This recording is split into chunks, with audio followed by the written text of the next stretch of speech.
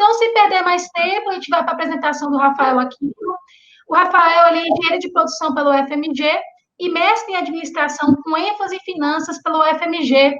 Ele é CEO da ING, possui 15 anos de experiência em inteligência do mercado e em consultoria de gestão e estratégia, professor de especialização em gestão da Fundação Dom Cabral e é pesquisador parceiro da NTQI, Núcleo de Tecnologia de Qualidade e Inovação, ligado à Escola de Engenharia da UFMG.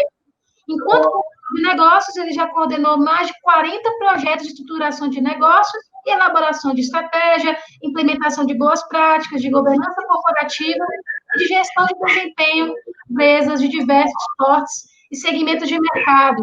Rafael, eu agradeço demais pela sua participação, por ter aceitado. Uma das pessoas que me deu a oportunidade, enquanto eu era aluna, de estagiar e aprender tanto com vocês aí. Então, eu espero que o aprendizado que eu tive enquanto aluna, você, né, coordenando esse projeto, de participar, você possa ir passar para o pessoal. Muito obrigada pela sua participação, tá bom? Eita, Tchelle, aí, boa noite a todos. Eu que agradeço a oportunidade de poder falar um pouco de você sobre a gestão orientada a dados, né, um tema que faz parte do nosso propósito de ajudar a disseminar a orientação, né, a gestão orientada a dados nas empresas. E obrigado pela lembrança aí, Tatiele. Você foi uma das nossas melhores estagiárias na época, né, e é um orgulho poder estar aqui com você hoje, essa noite, conduzindo aqui essa discussão.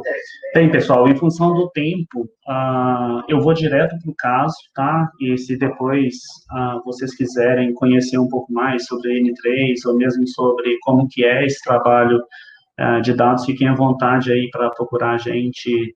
Meus contatos estão tanto aí no primeiro slide quanto no último, e do nosso site também, enfim, então eu vou direto para o case, que eu acho que é legal em função do tempo que a gente tem, né? E eu já começo fazendo uma pergunta, uma questão que muitas vezes aflige a sócios, executivos e tudo mais, pessoas, né, de inteligência de mercado, de marketing, de comercial, de planejamento. Então, muitas vezes nós, né, engenheiros de produção, estamos nessas funções. E a questão é onde e como eu posso vender mais, né?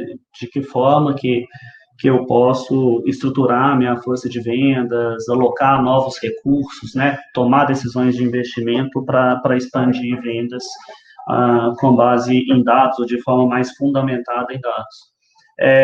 E hoje a gente vive uma verdadeira revolução, né, nessa área comercial. Não sei exatamente qual que é a experiência de vocês, ou de alguns de vocês com isso, mas a gente tem aí as ferramentas de CRM, as ferramentas de identificação de leads, né, toda a parte aí de conteúdo sobre pré-vendas, né, os famosos aí SDRs de vendas, de pós-vendas, etc. Mas o que a gente percebe é que se o planejamento, né, de marketing aplicado a vendas estiver errado, essas ferramentas podem não trazer o resultado que se espera. O que a gente pensa, então, ou o que a gente acredita é que essa parte de inteligência que está dentro da disciplina de marketing estratégico, ou de planejamento estratégico, é que vai dar os outputs, né, para as diversas outras áreas da empresa, seja comercial, finanças, logística, suprimentos, TI, RH, das contratações, e aí essas áreas vão gerar suas ações, né, para alcançar os resultados efetivos que se espera. Então, é uma área que muitas vezes carrega o peso e a responsabilidade de fundamentar uma decisão de investir ou não investir, de definir por um mercado ou não, de lançar um novo produto ou não, né, de lançar uma nova linha de produtos ou não, de ir para um novo território ou não. Então, ela carrega, de certa forma, essa responsabilidade, e no mercado, né, cada vez mais volátil, cada vez mais incerto que a gente vive, a gente, né, vê falar daquele acrônimo do VUCA, né, o mundo volátil, incerto, ambíguo e tal, a gente precisa se orientar por dados. Eu até costumo dizer que, enquanto na parte de suprimentos, né, que a gente acabou de ver a primeira apresentação, muitas vezes a gente pode usar o termo data-driven, ou seja, o dado direciona a ação, né, ele vai direcionar um estoque ótimo, etc. Em mercado, eu penso que é um pouco diferente, porque as regras não são tão bem estabelecidas assim. Eu brinco que o mercado, muitas vezes, é como se a gente estivesse jogando um jogo de xadrez, para quem sabe um pouco de jogar xadrez, e de repente o cavalo está comendo na diagonal, né, ao invés de só andar em L, o peão está dando volta, de repente tem 3 bloquinhos pretos no tabuleiro e não está xadrez, né, ou 4 brancos, porque as regras são muito flexíveis e os novos players muitas vezes vêm com regras novas, né? Então, muitas vezes em mercado, o termo data-oriented é mais preciso, ou seja, você se orienta por dados, você usa isso para tomar suas decisões, mas o dado não necessariamente vai te dizer exatamente o que você tem que fazer, né? E um case que eu quis trazer para vocês foi um trabalho que a gente executa em uma das nossas soluções, que se chama Plusl, e que a gente aplicou na indústria da moda, né? E falando um pouquinho da demanda, a empresa queria planejar sua expansão, saber quanto mais que ela poderia crescer, mas ela queria fazer isso de uma forma mais assertiva, considerando a força de vendas que ela tinha, os canais que ela tinha, que na verdade eram lojas multimarcas, né, que são aquelas lojas de rua que vendem produtos de diversas indústrias, de diversas marcas, e ela precisava levar isso em consideração. Então, para executar um trabalho desse, o primeiro ponto é a gente elaborar quais que são as KICs, né, as questões chaves de inteligência que precisam ser respondidas. Eu trouxe aí algumas como exemplo, né, quanto que a gente pode crescer ainda, em quais territórios que a gente não atua e que a gente poderia atuar, qual que é o market share em cada um dos territórios, onde que a gente vai focar os esforços, né, os investimentos de marketing comercial, será que as metas que a gente está passando para os nossos representantes comerciais ou distribuidores, equipe de vendas como um todo, estão coerentes com o potencial daquele mercado? Então, essas são algumas das perguntas, né, e muitas vezes o que vai determinar se o trabalho vai cumprir o objetivo dele é essas perguntas estarem bem mapeadas. E aí vem, vamos dizer assim, a mágica dos dados, né? Qual que é a realidade um pouco dessas empresas, como essa indústria da moda?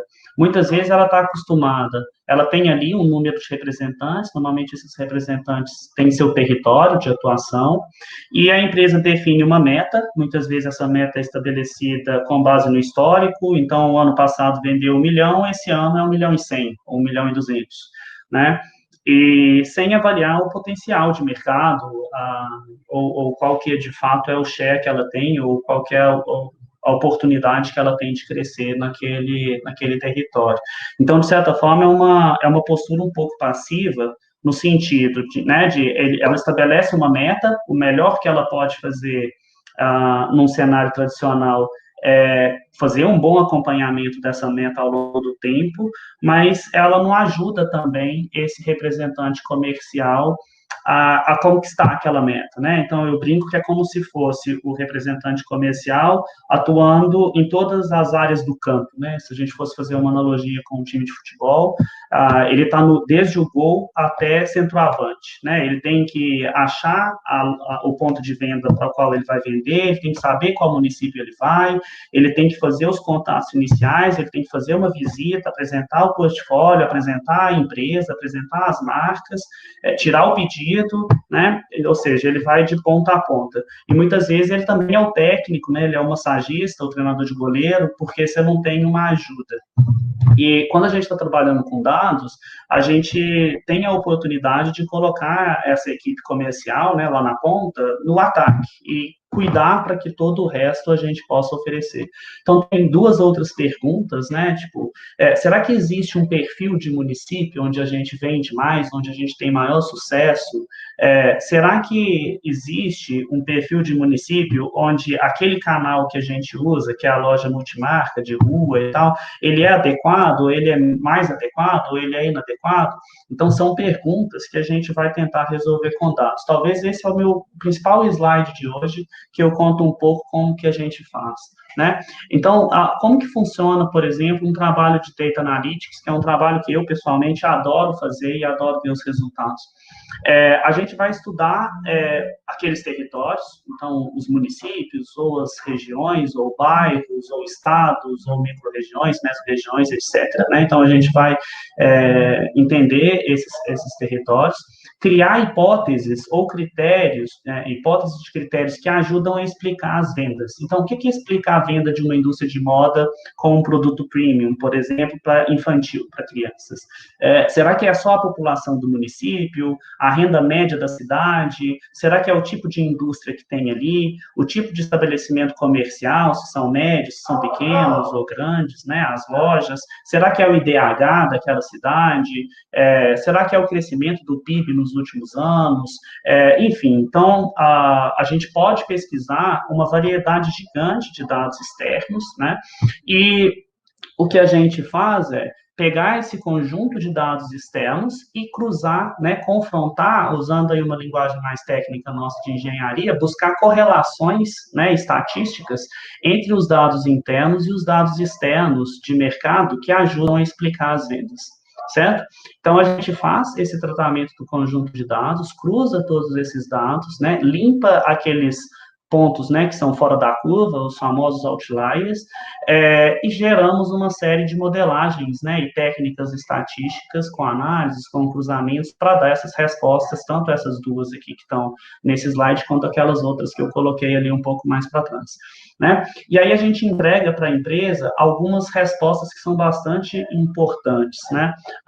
Primeiro, a gente customiza os grupos, ou categoriza, clusteriza os municípios por grupos, né? Então, quantos grupos que nós temos, quantos municípios a gente tem em grupos de cada tipo, e a gente usa as variáveis que mais explicaram as vendas para poder gerar esses grupos. Então, um exemplo, o que mais explicou as vendas na nossa análise aqui em cima de cruzamento de correlações foi a população do município e a renda média daquele município. Então, a gente usou essas duas variáveis para gerar esses clusters, certo?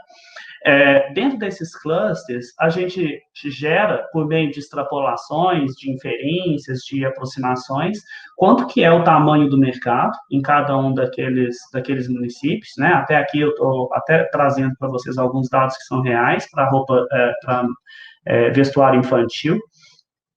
Então, a gente vê quanto que esses municípios representam no mercado total, não nas vendas da empresa, mas no mercado.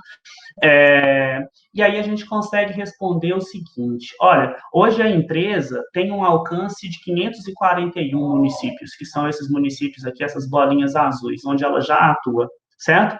E aí, aplicando toda essa modelagem de Data Analytics, comparando, né, o que esses municípios têm em cada um dos grupos que são alvo para aquela empresa e que ela gostaria de atender ou de expandir, a gente identifica outros municípios iguais. Então, no caso desse trabalho, a gente achou outros 511 municípios onde ela também poderia atuar. Então, pensando aqui em número de municípios, né, é claro que o potencial de vendas em cada um deles varia, mas a gente estava falando quase de dobrar a atuação dela. Então, aquela primeira dúvida, né, a gente ainda pode crescer, né, a resposta é pode e muito, certo? Então, como que eu vou crescer? Ela vai depois ter como trabalhar, né, de uma forma mais precisa para entregar isso, né, para ver como que ela vai alcançar esse objetivo e como que ela vai dobrar aí de em torno de 500 para um pouco mais de 1.000 municípios, certo? Em qual prazo que ela vai fazer isso, qual que é o plano que ela vai fazer para essa expansão. Todas aquelas variáveis que não foram usadas no grupo, na construção dos clusters, a gente cria índices. E eu acho que essa é uma das principais saídas que alguém de inteligência que trabalha de dados precisa criar, sabe? Assim, eu acho que é um dos principais exercícios, que é a hora que você pega um conjunto muito grande de dados, né, que a gente chama aí de Big Data, e consegue condensar isso num índice, num critério, numa nota única, e que vá ponderar todas as variáveis. Aqui nesse slide eu trago algumas das variáveis que foram usadas para criar um índice de atratividade, ou seja, quanto que aquele mercado é atrativo para eu investir nele dele ou não, né? Por exemplo, o tamanho do mercado naquela cidade, se lá tem outras indústrias perto, qual que é a proporção de domicílios de média e alta renda que teve correlação, qual que é a proporção de lojas multimarcas sobre grandes lojas, que também é importante no território. E aí, quando a gente condensa, né, todas essas notas, todos esses critérios, esses dados em um único índice, a gente consegue definir assim, qual que é uma nota de 0 a 100 que cada município tem. E aí a gente gera mapas, né? Aqui um exemplo de um mapa para o estado de Paraná. Então, onde está aqui mais roxinho são municípios que seriam mais atrativos, ou seja, onde eu deveria priorizar a atuação da empresa. Imagina agora, ao invés de falar assim, representante, sua meta dessa coleção é vender 1 milhão ou 2 milhões. Você falar assim, representante, está aqui a lista dos 100 principais municípios do Paraná, numa ordem de um ranking, né?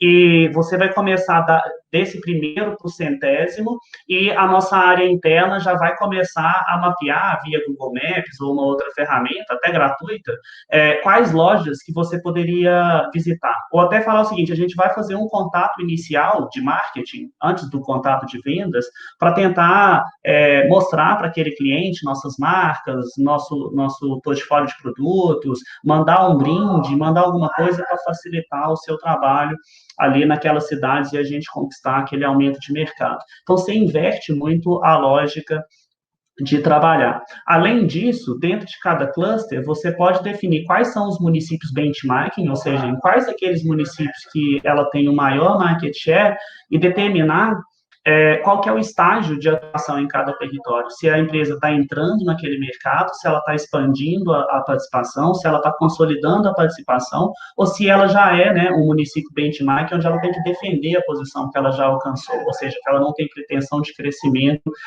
neste momento.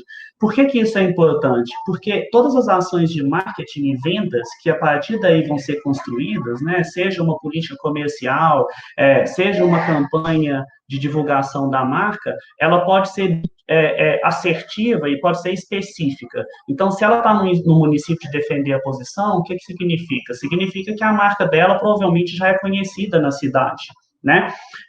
Enquanto que, se ela está no mercado onde ela está entrando, provavelmente ela vai ter que divulgar suas marcas, ela poderia fazer campanha no Instagram, por exemplo, para divulgar os seus produtos, enfim, para fazer com que aquela população daquele território tenha desejo pelos produtos e comecem a procurar nas lojas os seus produtos, né? Então, hoje, se ela faz uma campanha única para o Brasil todo, ela pode ser mais assertiva e fazer campanhas específicas para cada um do território, de acordo com o estágio que ele está.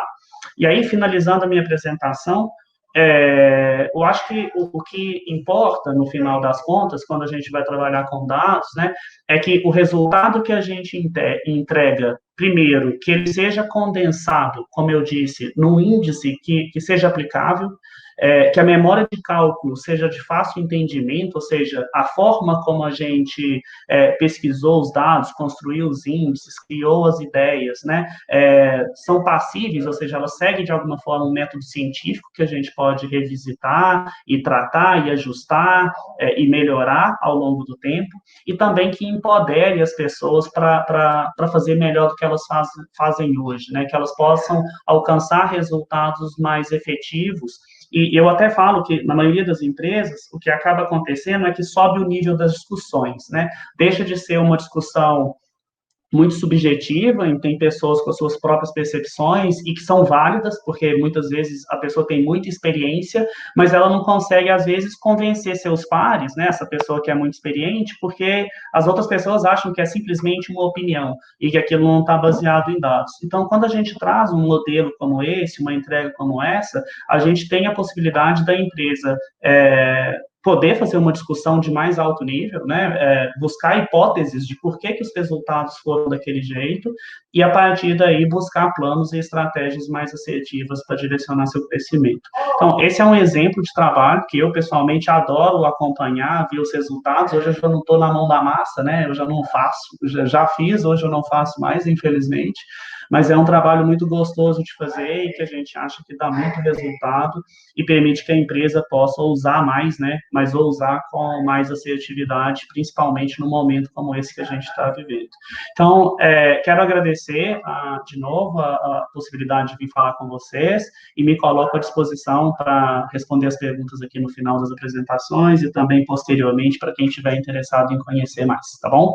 Um abraço para vocês aí, boa noite, até daqui a pouco.